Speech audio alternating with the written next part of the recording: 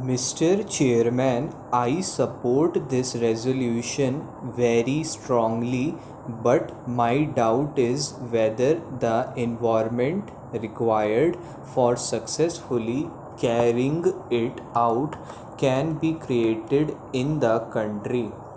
The experience of cooperation in the past has been analyzed in the report of the Rural Credit Survey of the Reserve Bank, and their conclusions are not very encouraging, but even then, we should lay our hope on cooperation and we must proceed.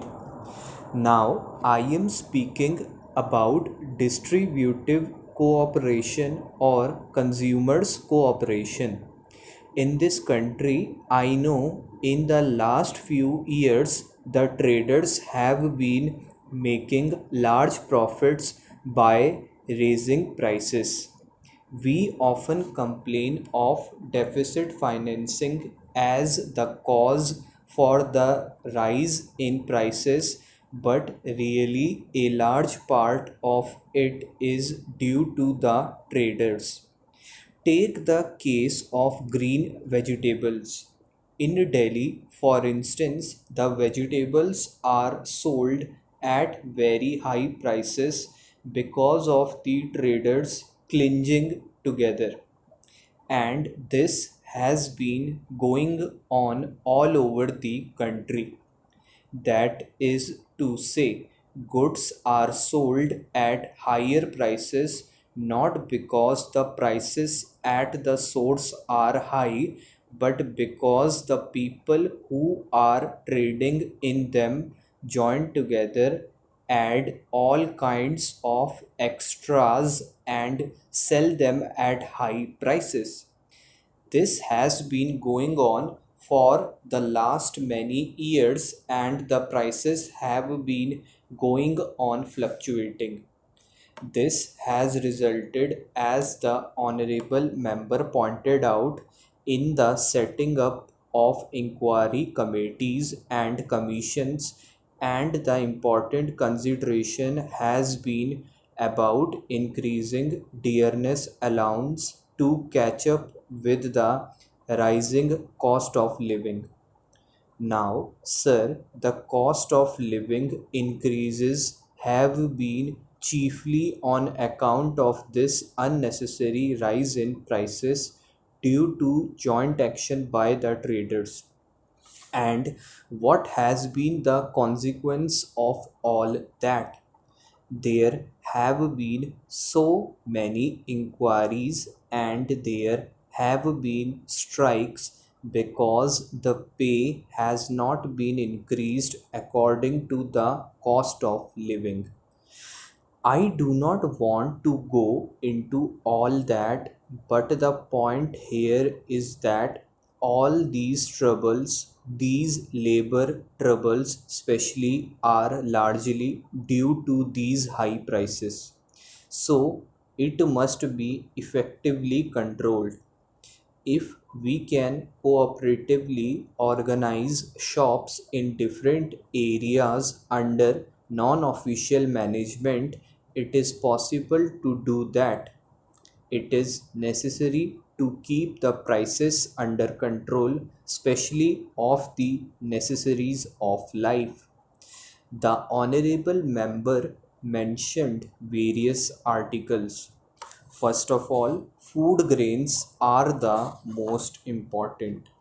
In regard to food grains, fair price shops are there in Kerala, for instance, but the prices of other articles are still going up in almost all the towns in the country, not because they are not available in the countryside at lower prices, but people have to buy them locally and the traders are controlling them. The same is the case with clothing also. All kinds of articles which are required by the common man are being sold at very high prices. So all these items have to be taken up. Now people may ask, who will do that? That can be done and has been done. I have got experience of Madras for nearly 20 years. There, there is the Urban Cooperative Society, which is doing exceedingly well. It has got about 30 branches in the city. The society was started by poor teachers to provide such things for themselves and for others who are drawing small salaries. These people come in the evening and work together like brothers. The difficulty is that we have a wrong conception of cooperation. We have been trying to put it into the hands of paid officers. I am not entirely against it, but we do want honorary workers at the top. As the honorable member said, this idea must be planted in the minds of the people in their very childhood in the schools. There are schools in some parts of the country where cooperative societies are run by the school boys. They make their own cooperative purchases and sales. In my opinion, therefore, the whole thing must start in school and colleges. There, all purchases must be made on cooperative basis, and thereby the very idea of cooperation must be put into the young mind. By practical experience, they must be taught. They will then develop into most useful honorary workers afterwards. I have been speaking about cooperation, that is to say, distributive cooperation, but we can go further. Even in productive cooperation, we could do a lot. There is plenty of waste land in the country.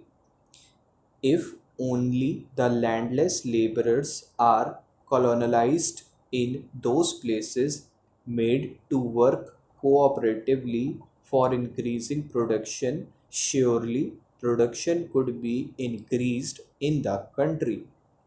We are talking aloud about increased production, but we connect it with imposing slogans like sealing on land, etc.